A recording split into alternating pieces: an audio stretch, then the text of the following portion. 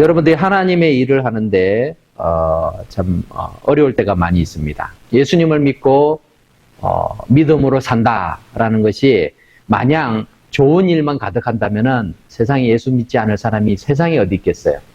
그런데 어떤 사람들은 교회 다니는 것만으로 나는 됐어. 나는 이제 천국 가는 거야. 이렇게 생각을 해서 그것으로 만족하는 분들도 있습니다. 하지만 신앙생활은 그렇게 교회 한번 와서 예배 드리는 것으로 끝나는 것은 아니죠. 우리는 내가 원하는 것을 얻기 위해서, 이 땅에서 내가 원하는 것을 얻기 위해서 신앙생활을 하는 게 아닙니다.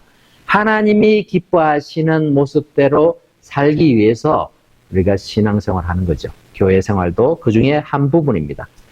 여러분은 하나님을 위해서 무엇을 포기할 수 있습니까? 여러분, 자녀를 위해서는요, 무엇을 포기합니까? 많은 것을 포기했었죠, 이미.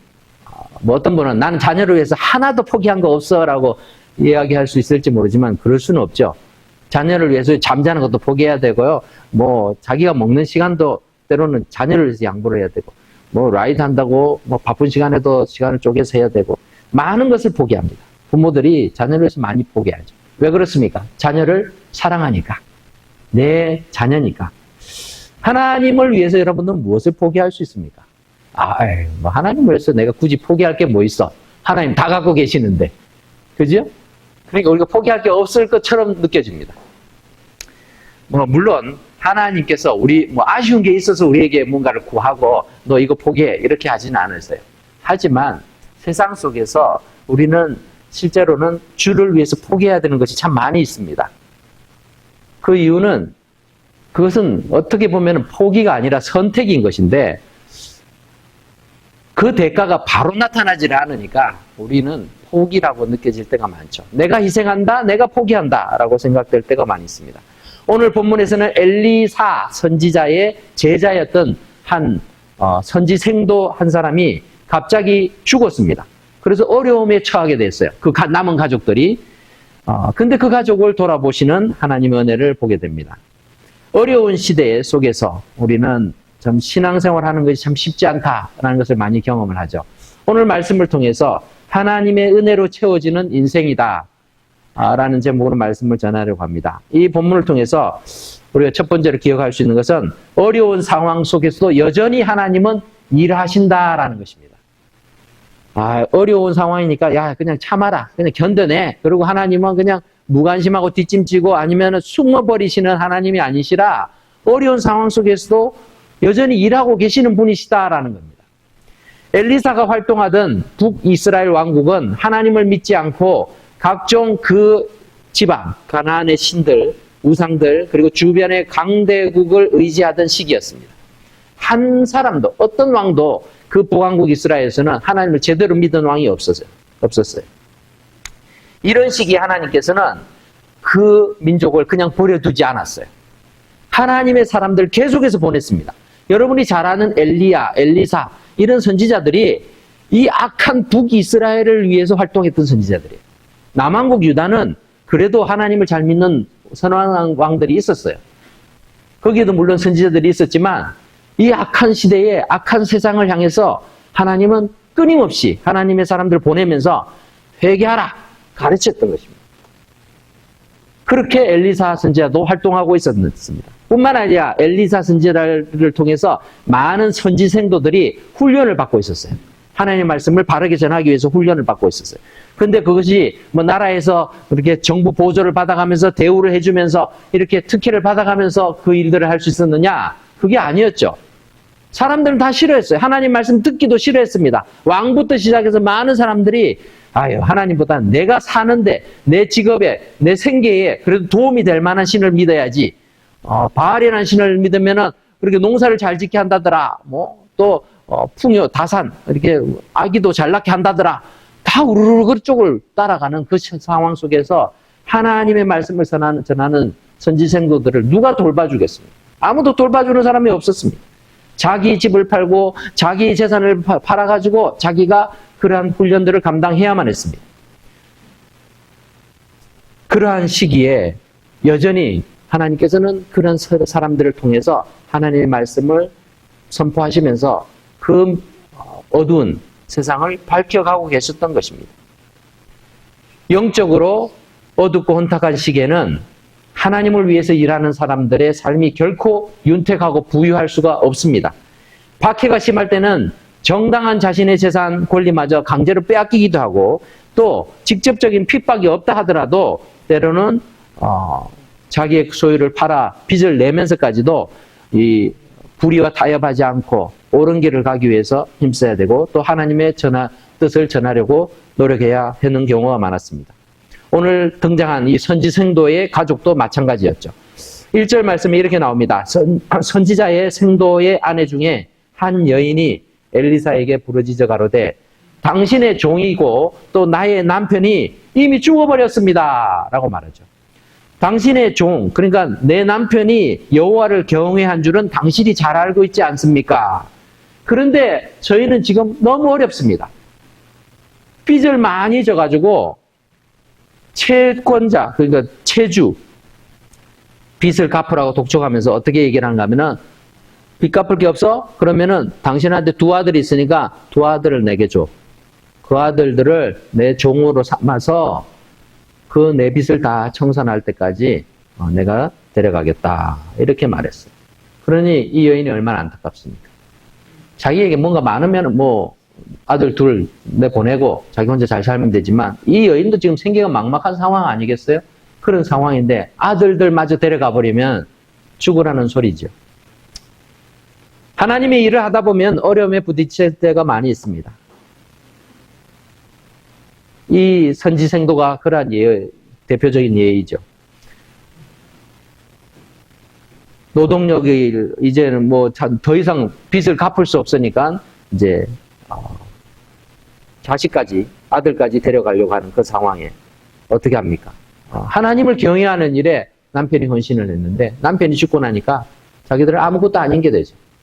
세상을 살아갈 수 있는 상황도 안 되었습니다. 우리는 좀 더 돈을 많이 벌어보려고 하고 남보다 좀 더 높여지려고 하는 욕심을 부리다가 사업에 실패하는 경우가 많습니다. 여러분 사업이 왜 실패합니까?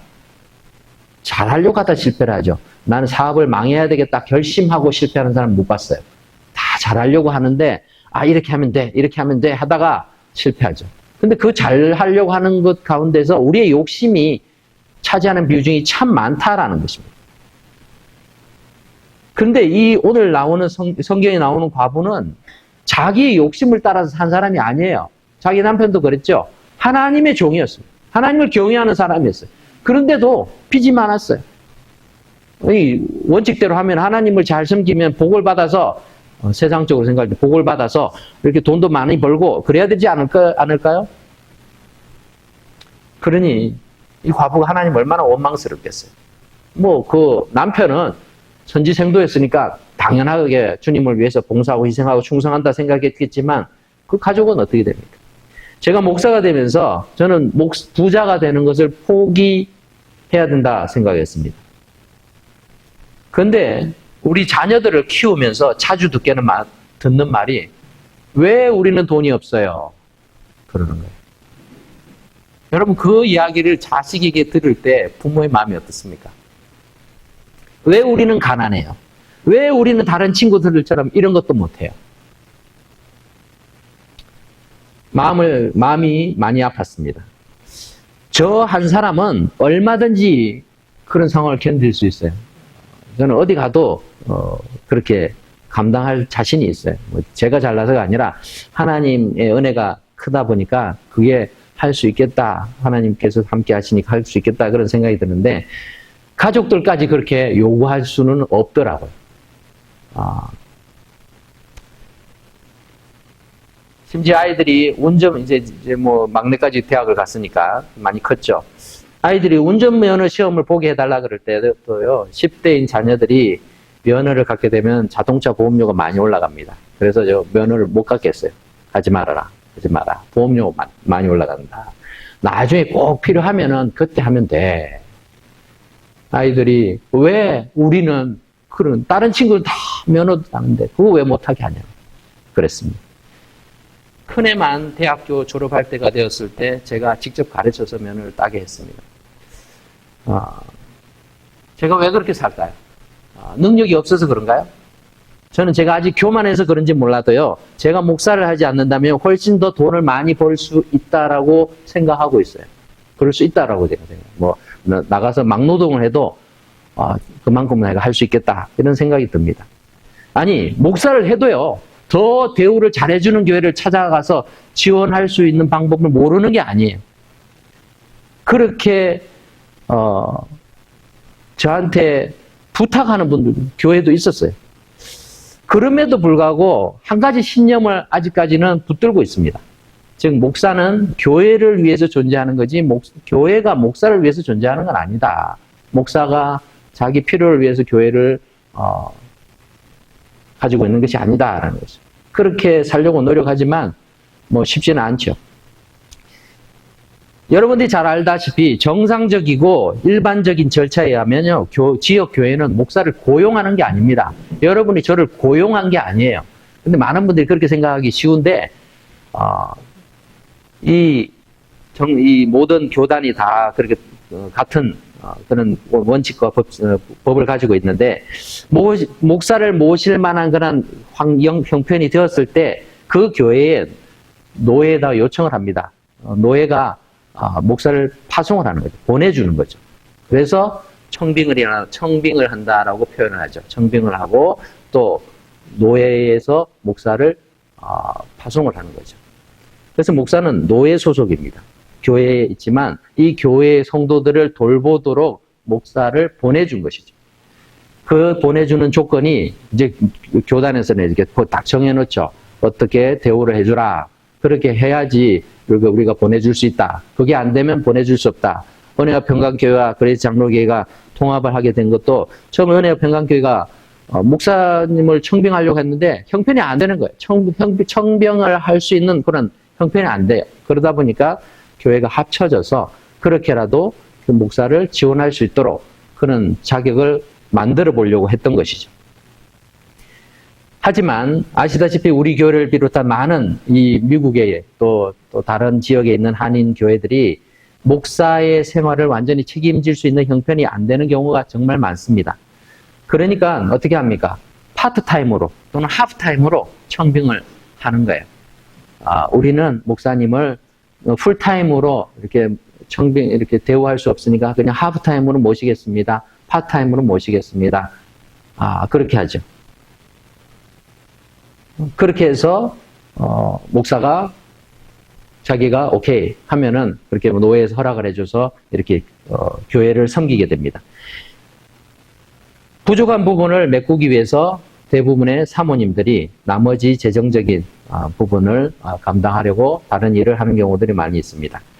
이런 상황을 우리 성도들이 모르는 바가 아닙니다. 그러다 보니까 목사님 참 어려우신데 라고 생각하니까 좋은 것이 있으면 나누려고 해요. 나누려고 하고요. 어떻게든 좀 자기들도 어려우시면서도 그냥 뭐라도 조금 갖다 드리고 이렇게라도 좀 격려해주고 위로해주려고 하는 그런 모습들 때문에 오히려 참 힘을 얻고 또 용기를 얻게 됩니다.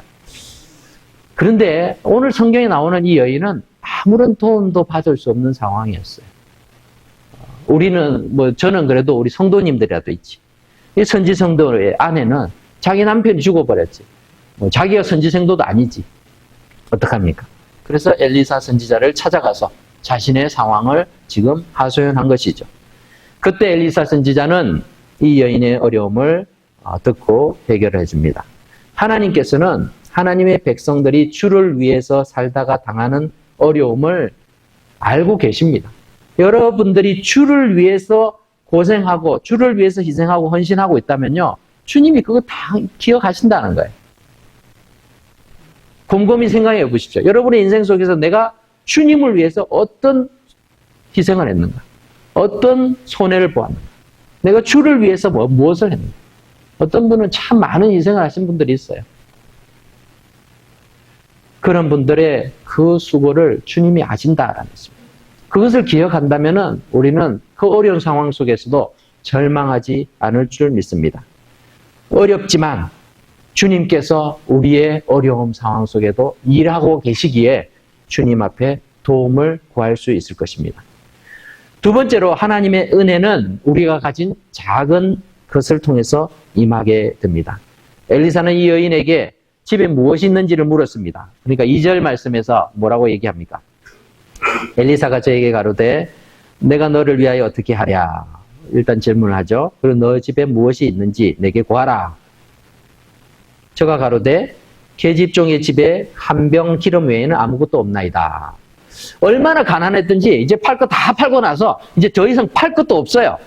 기름 한 병 딱 있는데 이 기름이야 해가지고 뭐 최고급 뭐 그런 기름을 말하는 게 아니겠죠. 한 번 사용할 수 있는 그런 기름 한 병 정도입니다. 작은 기름병.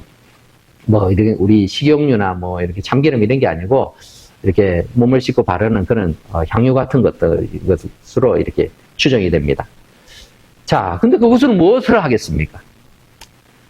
하지만 엘리사 선지자는 그 여인이 가지고 있던 기름 한 병을 사용해서 하나님의 능력을 나타내게 됩니다. 우리는 우리가 가진 것, 내가 할 수 있는 것이 부족하다라고 생각할 때가 많죠. 아유, 이거 가지고 뭘 해?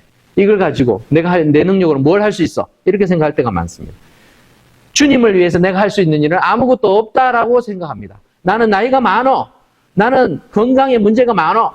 또는 나는 돈도 없어. 나는 또 이렇게 배운 것이 많지 않아. 이런 많은 것들. 우리가 하나님의 일을 할 수 없을 것에 대한 핑계들은요. 수십 가지, 수백 가지를 찾을 수 있어요.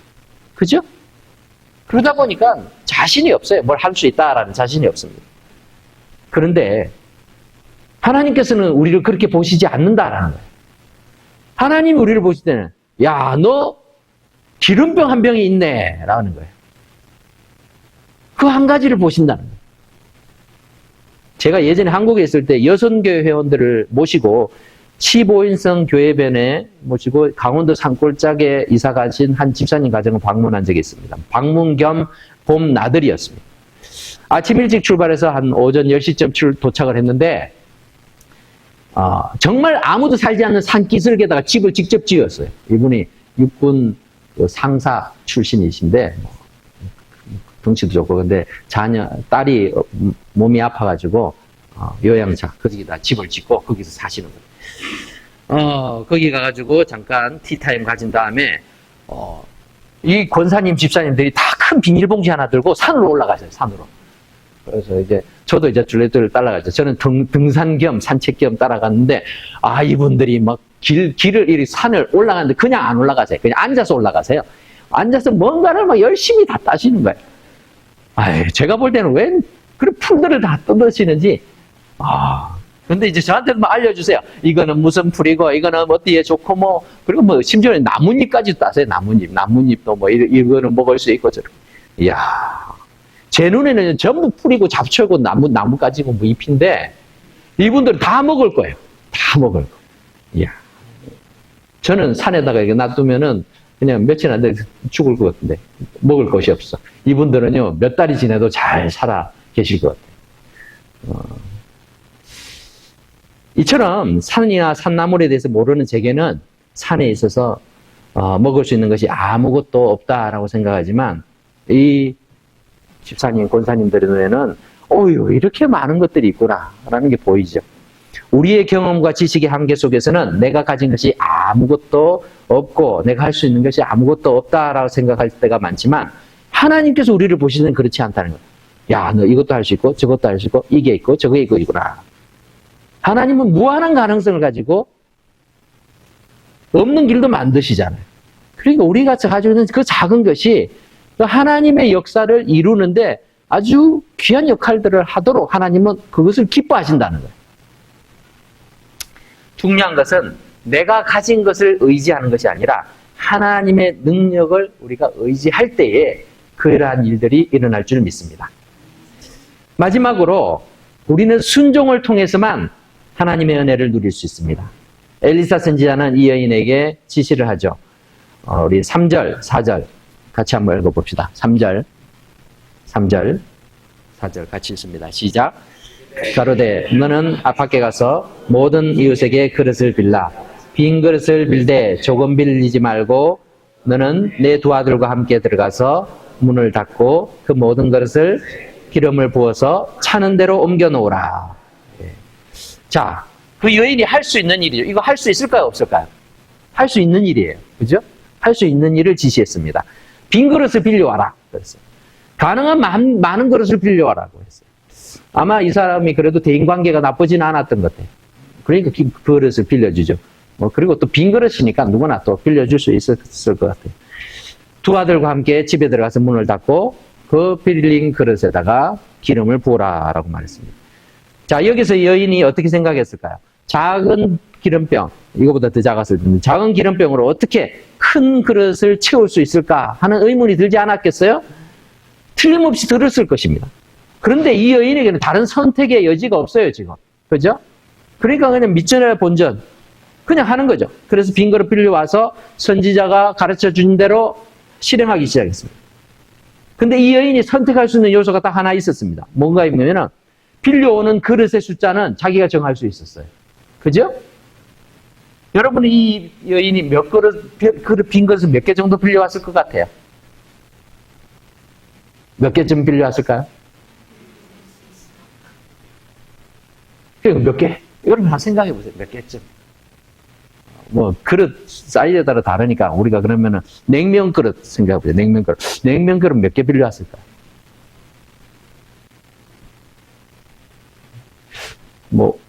10개? 10개는 너무 적죠? 50개? 100개? 1000개? 모르죠. 만일 귀찮고 힘들고 자존심 상해서 모든 이웃에게 찾아가는 것이 꺼려졌다면 그릇을 적당히 빌렸으면 될 것입니다. 50개 빌려도 많이 빌렸네라고 생각할 수 있었을 거예요. 그죠? 선지자가 조금 빌리지 말라고 했으니까 조금 많이 빌려야 되겠다. 많이 빌렸는데 한 50개, 100개 그 정도는 되겠지 했을 수도 있습니다. 믿음의 분량대로 은혜를 경험하는 거예요. 만일 이 여인이 50개를 빌렸으면 그 50개에 기름이 찼을 것이고 500개를 빌렸으면 500개에 다 찼을 거예요. 그죠? 믿습니까? 성경이 그렇게 말하고 있죠. 빌린 모든 그릇에 기름이 찼어요. 더 이상 빈 그릇이 없나이다라고 아들이 말했을 때 기름이 그쳤어요. 그러니까 그릇이 많았으면 다 찬 거예요. 하나님의 은혜가 부족한 게 아니라 우리의 준비가 부족한 거죠. 우리가 준비해야 될 빈 그릇이 부족해서 하나님의 은혜를 다 우리가 풍성하게 누리지 못할 때가 많다라는 것입니다. 얼마나 안타까운 일입니까? 우리는 하나님의 은혜를 담을 빈 그릇이 필요한 자들입니다. 근데 이 빈 그릇은 내가 준비를 해야 돼요. 하나님, 내게 이렇게 부족합니다. 나의 부족함, 나의 빈잔을 채워주십시오. 이렇게 하나님 앞에 구해야 되는 것이죠. 내가 가진 것으로 내 삶을 채울 수는 없습니다. 하나님의 은혜가 우리의 빈 그릇에 채워져야 비로소 우리의 문제들이 해결될 수 있는 것입니다. 결국 이 여인과 두 아들은 선지자 말대로 행했더니 정말 기름이 채워지기 시작했습니다. 그리고 빈 그릇이 다 채워졌을 때 기름이 그쳐졌습니다. 방에 들어가서 문을 닫고 기름을 빈 병에 부으라고 했어요. 왜 그랬을까요? 왜? 이 기적을 체험한 사람은요, 과부와 두 아들밖에 없었습니다. 목격자도 없어요. 이 주민들이 빈 그릇 빌려달라고 할 때, 이것을 가지고 하나님이 역사를 일으킵니다. 이거 설명하면서 빌렸을까요? 그러지 않았을 거예요. 그냥 빌려달라고 했겠죠.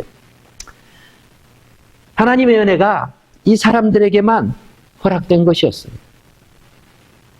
그리고 문을 닫았다라는 것은 이제 더 이상 다른 것을 빌리러 갈 수 없는 거죠. 그 안에서 이제 결정이 나는 것입니다. 이 기적의 사건을 경험한 과부는 어떻게 행동했습니까? 7절 말씀을 보면은 그 여인이 하나님의 사람에게 나아가서 고한데 저가 가로되 너는 가서 기름을 팔아 빚을 갚고 남은 것으로 너와 내 두 아들이 생활하라 하였더라. 자, 기름이 가득 채워졌지만 이 기름은 누굴 걸까요? 이 여인의 것입니까? 자기 것 아니죠. 자기 그릇은, 자기 기름은 이 병 하나에 있던 요거밖에 없었어요. 근데 계속 부으니까 계속 나왔으니까 이거 다 내 거야 라고 할 수 있을까요? 아니죠. 자기가 아니란 걸 이 여인은 알고 있어요.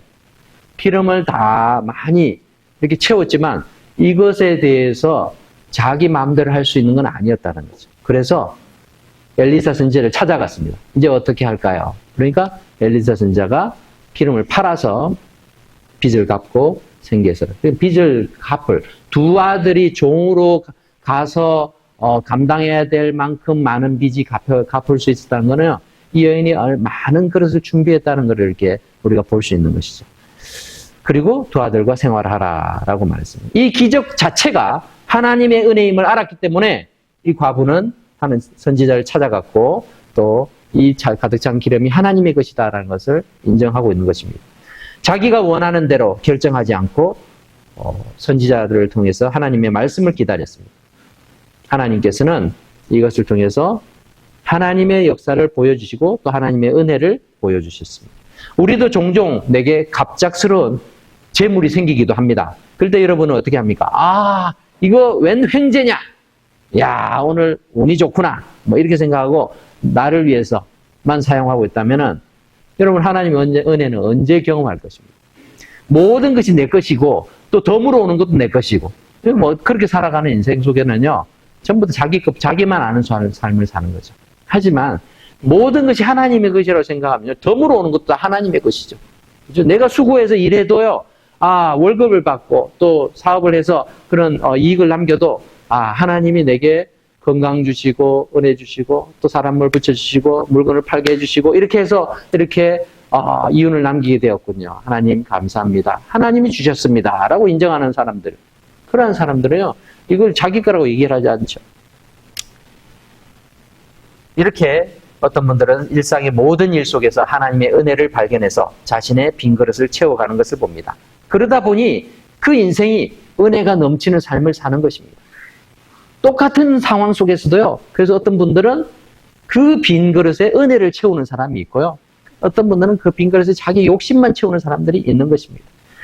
말씀을 맺겠습니다. 우리는 하나님의 은혜가 없이는 살아갈 수 없는 존재입니다.